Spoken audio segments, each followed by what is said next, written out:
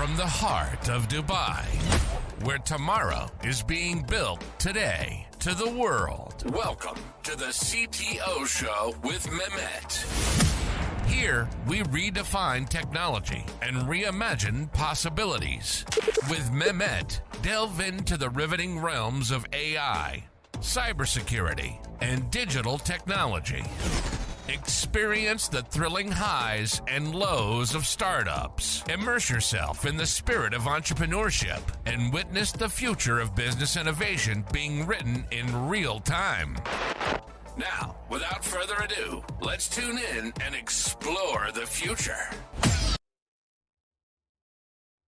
Hello and welcome back to a new episode of the CTO Show with Mehmet. Today I'm very pleased joining me from the UK, Hutton Henry. Hutton, the way I love to do it, I keep it to my guests to introduce themselves. Just I'm gonna give a kind of teasing to the audience. Hutton, like he can speak about multiple things. So we're gonna talk about CEO-CTO relations. We're gonna talk about due diligence for founders. But Hutton, the floor is yours. Tell us a bit more about yourself. All right. Thank you, Mehmet. And I'm really pleased to be here. Thank you for the invitation. So my simple pitch is that we help. I'm the founder, by the way, of Beyond M&A and the managing partner. And we help investors and founders maximize the value of their business, which I always get that question about, well, how? And there's lots of different levers, which are obviously around the business and market, people and technology. And I have a background, keeping it very short. I have a background of tech and M&A, starting with very big companies. When Ford bought Jaguar, HP bought Compaq. And in the last 7 years, I've been running due diligence for investors of every type. So I'm really pleased to be talking with you. Also, my pleasure to have you with me here, Hutton, today. So, there are multiple places we can, start with, but something, which I like to ask every guest, with your current journey and, with the background. So there must be some inspiration that led you to focus on, helping, both sides of the tables in Ooh, preparing for yeah. either so in the world of funding and fundraising, they say like it's a marriage, right? So either they're gonna have a good marriage or maybe they're gonna have a bad divorce later, and it's complicated. But what drove you to this side? Yeah, I was very lucky, man. I mean, first of all, you mentioned the marriage piece, and I would say I had a VC say the other day, this is a marriage, but it's actually more difficult than a traditional one. You can't get rid of us, which was said jovially, but it is, I think, a very important thing to consider that you are going to get into something that's going to be there long term, and we can talk about that. Um, what got me into it is there's really 2 points in my career. So when I worked on that Ford Jaguar, I ran a tech project, and it went wrong, as tech projects do.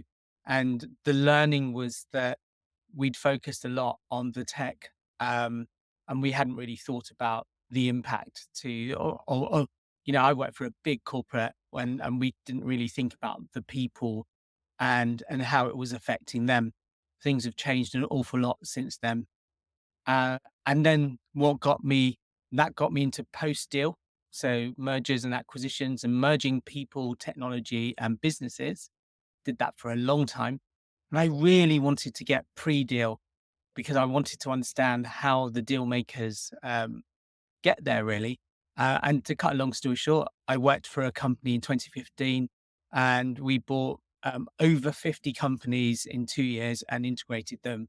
And that gave me my thirst for assessing companies. I think it's a really exciting piece of work. And that it really went from there. Fantastic. Now, before I go to the due diligence part, you mentioned something about technology going wrong and so on.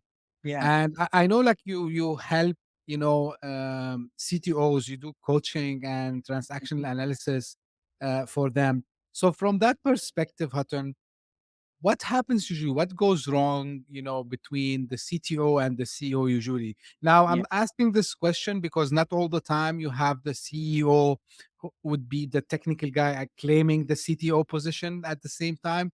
So there will Hmm. be a CEO, there will be a CTO, at least at the beginning, before they start to hire like more people on the board. So what are the main problems you see? What are like these clashes about? Yeah, I think there's an underlying pressure that's what's so basically the very common scenario I see is we all attract each other to build something that is of interest to the market and therefore investors. So number one is that market trumps tech. If you found a really good market, your life is going to be much easier. So they have attracted to each other. They're building something, but as soon as that money comes in, it doesn't matter what, whether we look at a startup or a corporate, we find that, I mean, in most cases, when that round comes in, you've got new people to be reporting to and a separate set of values that are starting to kick in. And for the CEO, there's a lot of pressure to to deliver very, very quickly because they'd spent a year or 2 years saying we will hit these commercial numbers. But for the CTO, they're scaling really fast and they want to do things right. And that creates one of the most common friction areas that they're operating in different speeds. Um, and also the the common problem I see for the CTO is they find it very hard to see the change in the team, in the leadership team. And um, so that's the main thing. So what does that mean for a business? We are starting to look at ourselves rather than our customers. We're starting to see dynamics that we weren't used to pre-deal. And this can go, as I say, after a private equity deal, they've been together for a long time. Um, and and we just have to be honest, right? That things are gonna speed up. You're gonna have to put more reporting in. You're gonna have to put more robust tech in, and you're gonna have to do it quickly. And what we can't do is take it personally. And that's the thing that I try and unpick between the two of them. Quick question here about that, Hutton. Like, why, you know, isn't like the CEO role and mission to bring everyone in the room up to speed? Like, guys, probably, and like maybe I can understand this, and I know that it happens still today. Yeah. Yeah. But maybe if this is we're talking about, let's say during the dot-com bubble and so on, so not many people knew how investors will think, how they will behave. But nowadays, I think with the knowledge is almost open source, I can call it. Yeah. Why the CEO, he or she, they don't bring the team up to speed and say, hey, listen, team, we're going for a round, whatever this round is, it's a seed, Series A. So expect moving forward, this will happen. Is there a communication problem, Hatan? Are they shy to tell their, co-founders and their early people? What's happening there? I personally think I have a strong opinion on that. Um, Generally, because we do the psychoanalysis of the team as well. These two people are at different ends of the spectrum on risk, innovation, build, all these different things are our opposites. And that should be like a yin and yang. But what really happens is they both go into overdrive in their different directions.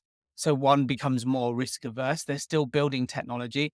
The other one is pushing even more speed and commercials. They don't actually realize that both of them own the problem, and the CEO isn't prepared. They're not sure because they've spent so much time, especially in this climate, trying to attract the investor.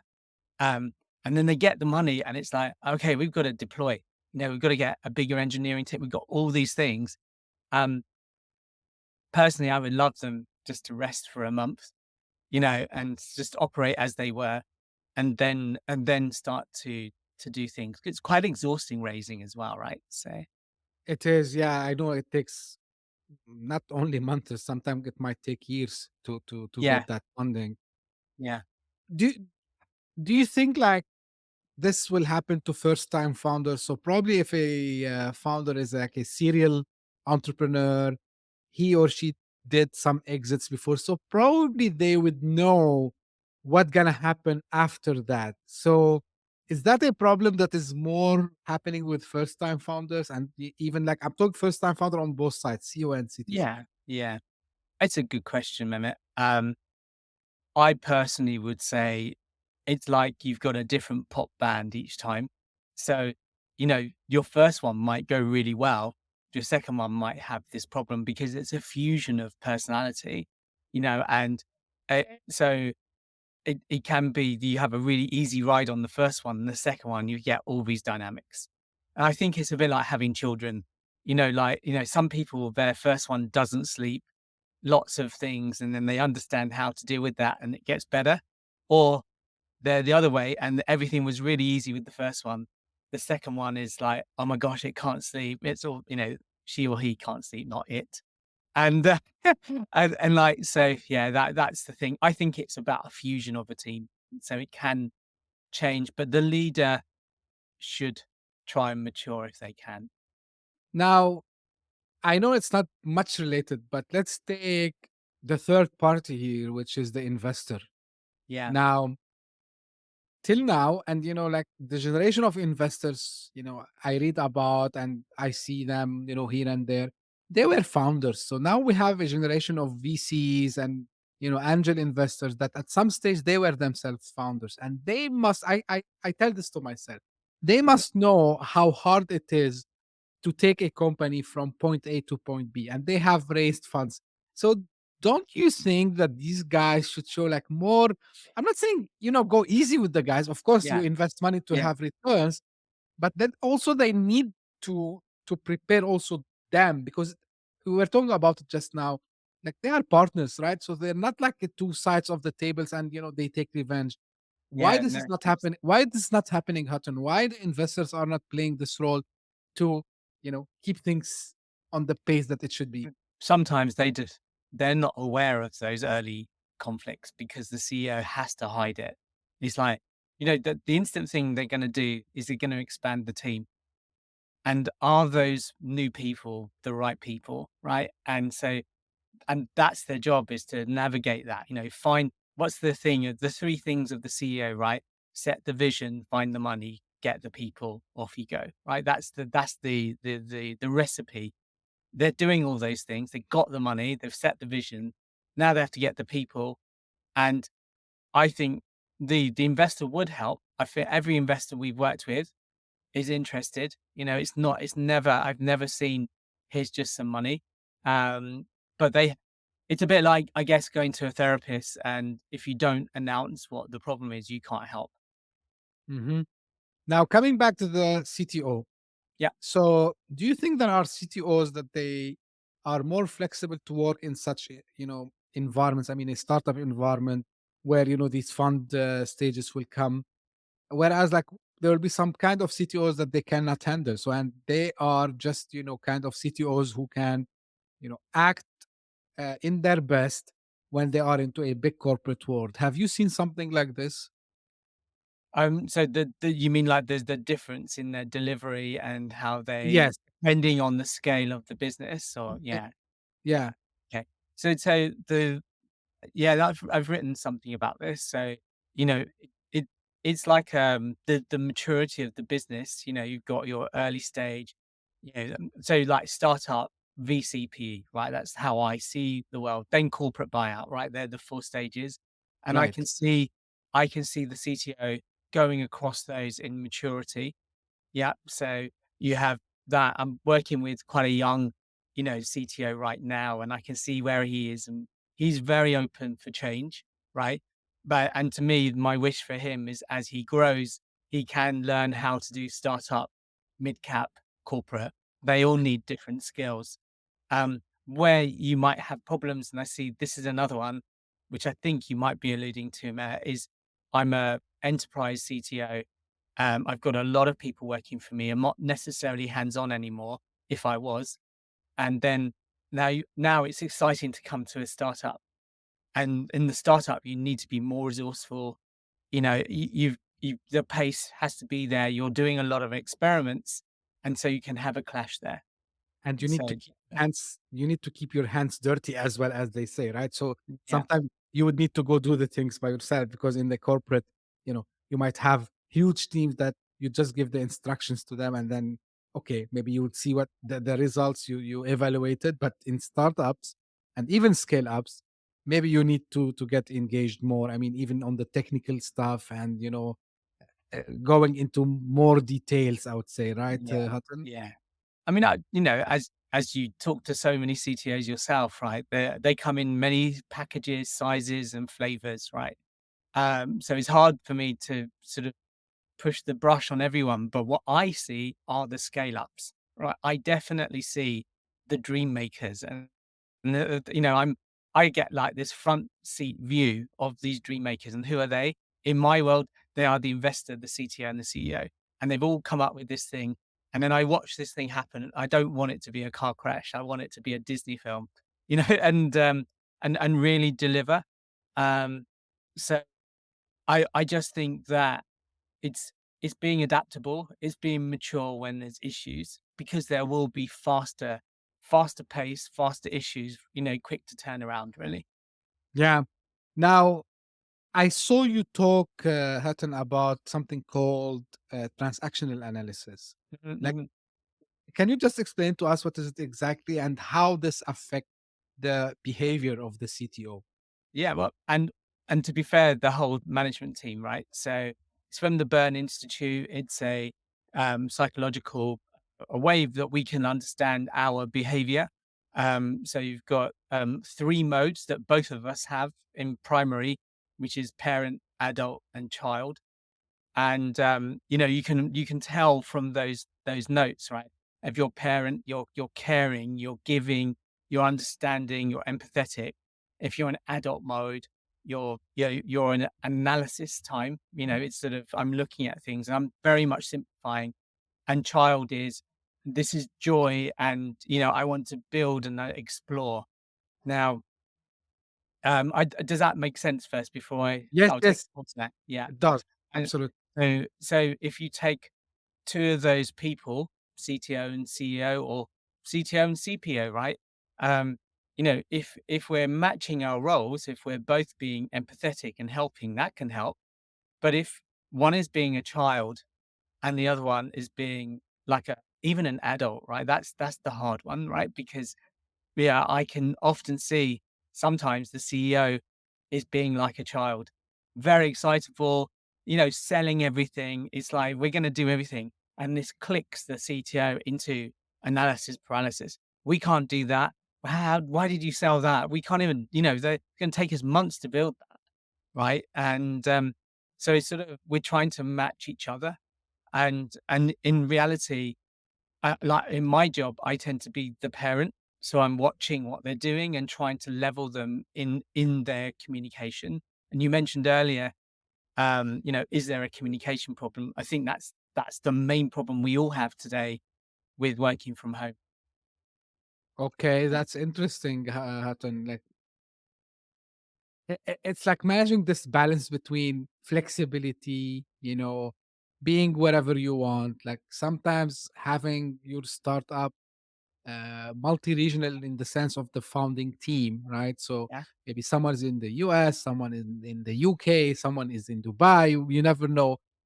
But I hear it a lot from a lot of people, which makes sense actually. That yeah, like, all is good. We can do Zoom calls, team calls, all these things, but at some stage there is few things that would not be replaceable.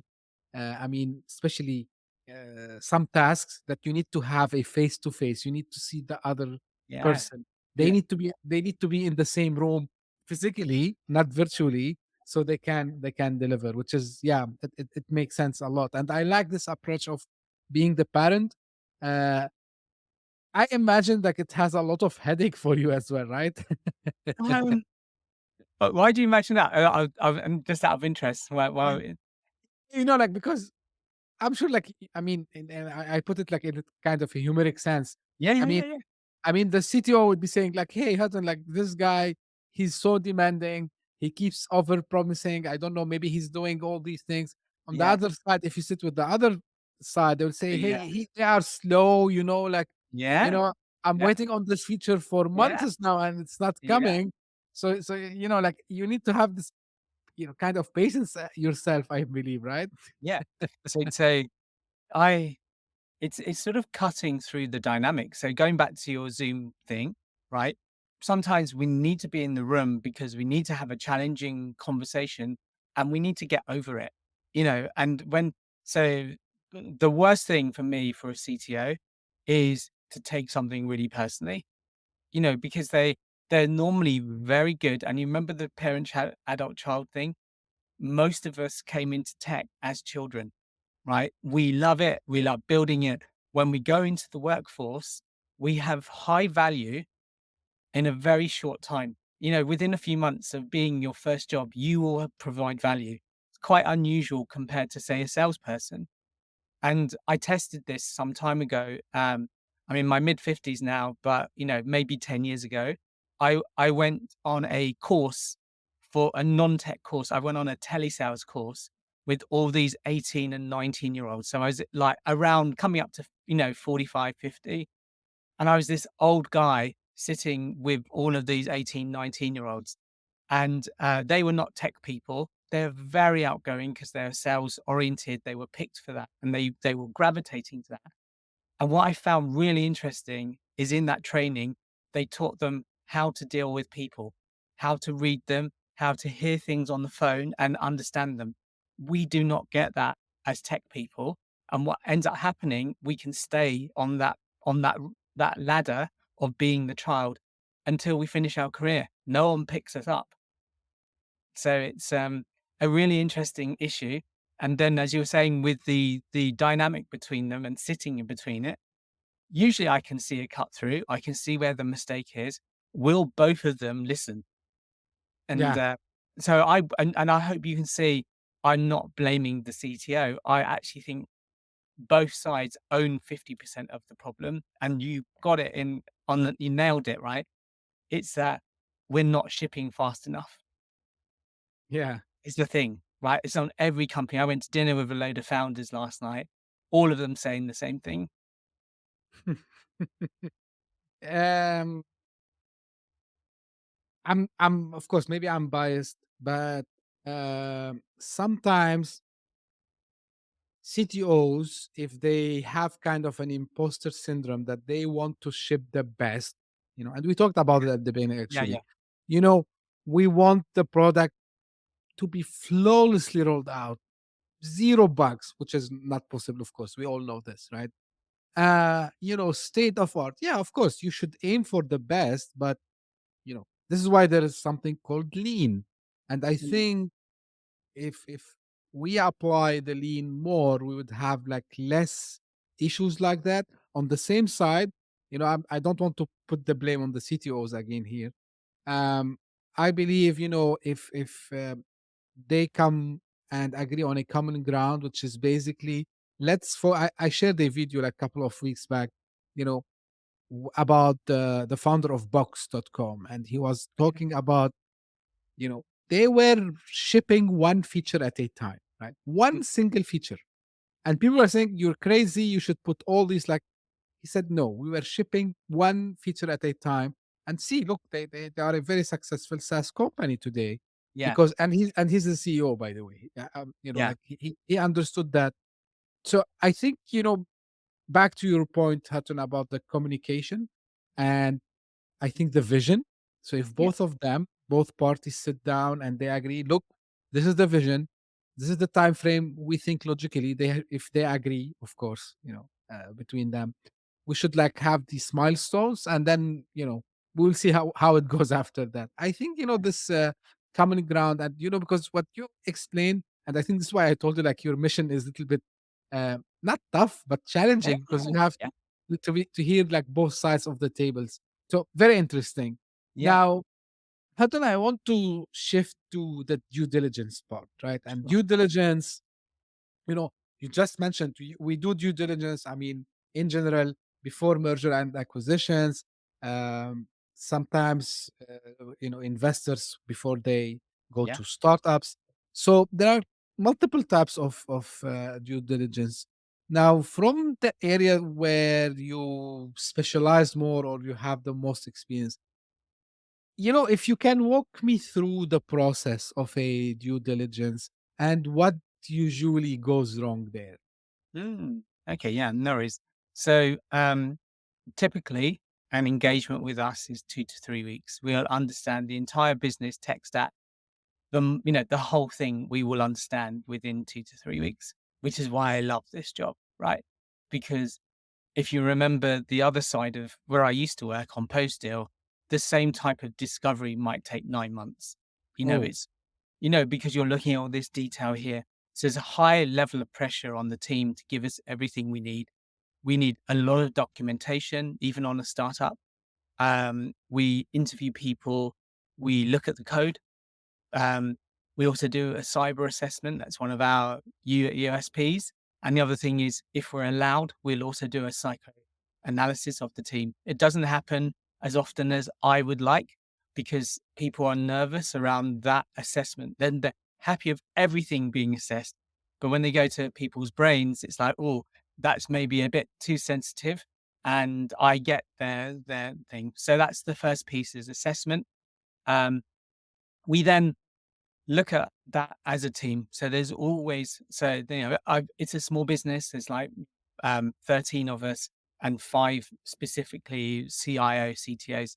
All of them have exited a company, so they've been through the whole life cycle, and we don't have any junior people. So but, I can code still, so can a few of them. So it's not like where number one is it's not an audit. This is a collaboration between the startup, the CTO, and the investor and us. And we're trying to understand what have you made? And we basically take the growth plan, understand what they've made, and then work out whether it will sort of reach the goals that they've stated, and then we'll find the common sort of problem. So you have a set of common problems versus unique to them. And when we find unique issues, we will set some challenges for them. Can you do this? Can you try that? So um that's the overall piece. yeah, Hatton. So, what can go wrong in this process? Yeah, so I think first of all, don't be nervous, right? This is an opportunity to find out what can be fixed, right? And so the money's coming in and we find issues. Generally, on average, we find, on average, 10 new opportunities, different ways to do things, and then around 250K of extra spend, which has like, if you multiply that by 10, that's 2.5 of EBITDA that is affected, right? That's on average. So 2.5 million. Anyway, the kind of typical things, number one, cyber.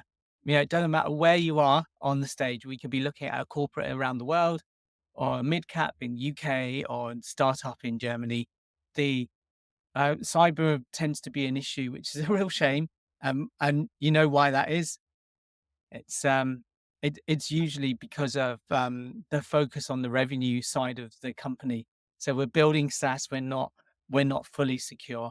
And if you're going to get investment, they will want you to be better. So it was perfectly fine while it was under your remit. As soon as it's under the investment remit, we need to make cyber better. So there's lots of ways of maturing that. That's the number one. But then everything else is quite varied. And we're not a cyber company. It just happens to be that's where things are. That's on top of mind. Mhm. There, you can imagine code is always an amber in our reports because there's always better ways of doing things. So, but generally there's not usually a problem there. One of the things that we find a lot of the time is that the CTO is quite self-depreciating about the architecture, and we have to help them increase their attitude and their positivity about what they've made, because they're so open with us and they go, "Oh, I wish it could do this." And the most normal one is the monolith to microservices. "Oh, I really wish we built it in microservices." We Mm. see we see companies with 200 million turnover on a monolith. So so you have to think with an investor's hat on, do you really need to go down that journey of changing everything? Because that's changing the business they're investing into, really. Mhm. Um, the so uh, they're the sort of the high level things. Technically, there often is a lack of some skills. DevOps, QA is so common as an issue. Not testing, or everyone's testing, or no one's responsible. There's so many variants on that one, but it is very common. And I mean, the list goes on. In fact, to the point that I have two things really I have a lot of material available on this, on what the common issues are. And we do that on the tech stack and also on the person. So there's common issues with the CTOs as well. Um, and we also have a platform where people can learn what goes wrong and they just fix them themselves, really. So So you know, how easy for the team to accept, this, let's call them the amber, not the red flags. yeah, Because red yeah, yeah, flag, I'm sure red flag would you say, oh, no, I don't have red flags. So they would take it maybe a little bit aggressively. yeah. So, but you know, how have you seen, teams accepting that they have done something, I would not say wrong, I would say not in the proper way. Honestly, most are very accepting. The occasional one where it depends how you do this, right? So Hmm. if you put them all in the boardroom and then the CTO's there and it's the first time he sees it, that's unfair, right? Because, he needs time to do it. So when we present back, we always think that he's going to read it or she's going to read it, right? And they're going to get like the investor view, and we also put a tech view in the report. And long story short, we work with them to work through these and like, are they fair? Are we correct? And in most cases, it's very seldom, but we also warn them at the beginning. It's very common to have an all amber report. Hmm. And it's also common to have red flags. It's common. Yeah, of course. Like no one can do, especially if they are like first time they are doing this. I believe they will Yeah. have, because you mentioned something very interesting, and you said like this is number one about cybersecurity, right? So, um, because I've seen a lot of people like they have brilliant ideas, they have the technical know-how, but they get so excited that they forget about this part. Like, I mean, and when I go and I ask them, guys, like I used to do this like last year a lot. And I said, tell me about, for example, some of your cybersecurity measures that yet you take. Like, are you using Mm. like simple tasks? Like, are you using multi-factor authentication? Im- have you implemented this? And look, I didn't go yet to ask them about if they are SOC compliant or SOC 2 compliant. I didn't go Yeah. to all this stuff. But really, I'm not sure what happens, but it's good, like Hutton, like there are like people like yourself who also, you're not acting to do due diligence for the sake of due diligence, but you're actually trying to be kind of an advisor for them at the same Mm, time, right? mm. So from the investor's point of view, like after what do they look at the report that you bring back to them? Like what do you think is the first thing they Oh, would I know it. So I have a general report from us is like 30 to 40 pages. They Mhm, only look at 3 of those pages. How soul destroying is that, right? I write every single report. I oversee it anyway. And so they look at the high level, which is always about, the team, the tech stack, and cyber. That's the high level page. Then there's a detailed overview of their, and really they want to, because remember, these reports go to the banks, they go everywhere, right? So, mhm, what they're really trying to do is, how does this come across? Is it a general red because we're never going to get through the investment? Um, and then the last page that's really important is the remediation page, which is mhm, all of the things that we think they need to do, a well architected review, backing up code, all these different things that we add to the list. And the thing is, they're not worried too much about the detail. They're worried about the OpEx spend because mm, it impacts the value of the business, not the CapEx spend. absolutely.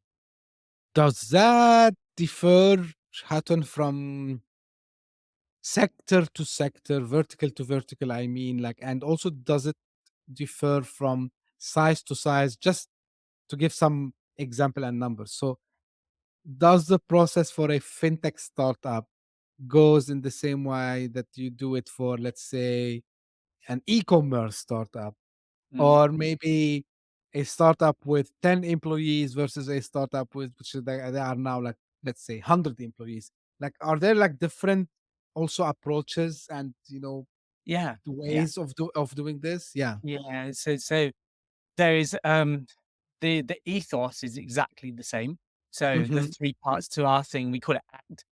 Assess, challenge, transform. They're the Mm-hmm. three stages of what we do. Um, and you still need a reasonable amount of information on the very small startups. So that they don't get away with less, really, unfortunately. But to answer your question, it's how our head assesses it. You know, right? So you mentioned fintech. So we have like a maturity index, and anything that's towards 0 to 10. And if you're in financial services, we will be harder on that. You have Mm-hmm. to. You really, there's no way you should get away with that. And we see it a lot in fintech. There's a lot of problems we see, which is quite surprising. Um, the other on a so basically it's learning, earning. It really is different things, and what we're looking for is at early stage is the ability to learn. And one of the things I'm noticing is there's a massive divide going on right now, I think, with the whole thing with AI, where we are either working with AI or in it. And most of us are working with AI. We're taking something that's been packaged by AWS or Microsoft. We add a Python module, off we go. We've done something really cool with it, but we're not building AI. But these guys over here, they're young founders, PhDs, 10 people in the team, and their first round will be like 20 million because they need that to start. And that's created a class system of the people who can raise that type of money. So it'd be interesting to hear what that's like in MENA and the VC world with you in your region, because that's what I'm seeing is that um, this is around how risk averse your country is with investment. So, you know, this is very, really, really interesting. But Yeah. the question that came to my mind, Hutton, why, as a founder, I don't start to do this before even I go out and I start to look for funding? Isn't like more reasonable that I do this even before, like, I start to talk to investors? So when I go to them, I said, hey, and by the way, like, this is the kind of, I don't want to call it audit, but I mean, these things that usually the investors will look for. So, look, I have all these done. So why they don't come early Yeah. and do it? Yeah. Yeah. Yeah. Okay, great. So there's two things there. I totally agree with you. Is number one. And number two, um, the I think we're human beings and we need a deadline. And when you go for an investment, you know, the energy that goes in is high and they end up doing all the paperwork. To be frank, everyone we meet is never prepared. And I do believe we should turn it around quicker. And I also think that a company worth selling or investing in is one that's worth you keeping if you can do it. So why not learn these things early before you need Hmm. investment? And then you have a better company, right? It's so much more polished. You can walk around being confident. Which is, like, I don't know if I'd shared this, that I spent 7 years helping the investors with this. And then I flipped it. And now I'm helping the founders just like go for it. A very low cost. It's like, I want you guys to win. And I've been to the investment community and said, would you have a problem with me doing this? Giving away all of the secrets and everything that's common. So at least we're only dealing with the things that are unique. And they're like, yeah, go for it, Hutton, because the investors on their side, they really don't want it to go wrong. They've put a bet on to think, right, I really believe in you, Mehmet, and your startup. And I've been talking to you for 6 months. And now I'm going to spend some money on due diligence. So what Hmm. they don't really want to find out is it's not investable. True, 100%. Yeah. I like this because this will shorten, because we talked about like how hard and it's a long journey to find, or to close the round for founders nowadays. Especially, it was very tough last year, 2023. So I Mhm. think this is also will help in shrinking the time of at least closing the deal. Instead of waiting weeks and months, so it can be done maybe in matter of like 1 or 2 weeks. So yeah. I think, to be honest, though, we have to look at the other side of this. Is if I was the investor, I would do what's happening in the last 2 years. If the deals are taking longer, and so do you remember there's this pressure that happens post deal with the money? What's Hmm. happening is this pressure is kicking in earlier because we're taking so long to like. So you came like in the old days, you promised something to me. I like, wow, I believe in you. Here's the money. Let's go. Right? We take the chance. Now, the diligence and everything taking so long, we can test whether the things that you're talking about actually happened in those months. So it's Hmm. like a very cautious thing. So the pressure on the founder and the CTO is much higher pre-deal than it used to be. Yeah. Yeah. Makes sense. Um, Hatun, as you know, we almost coming to an end. Of Uh, just final advice that you want to give to fellow founders and fellow CTOs also as well. Any final words of wisdom, I would call it. And uh, if people want to get in touch, where to find you. Thank you, Mehmet. I mean, so the final thing really is to think about value, not cost, right? And so that's the ultimate thing that helps everyone, including your customers. And what we do have is a CTO scorecard. It's 50 questions. It gives you half of all the problems that I see.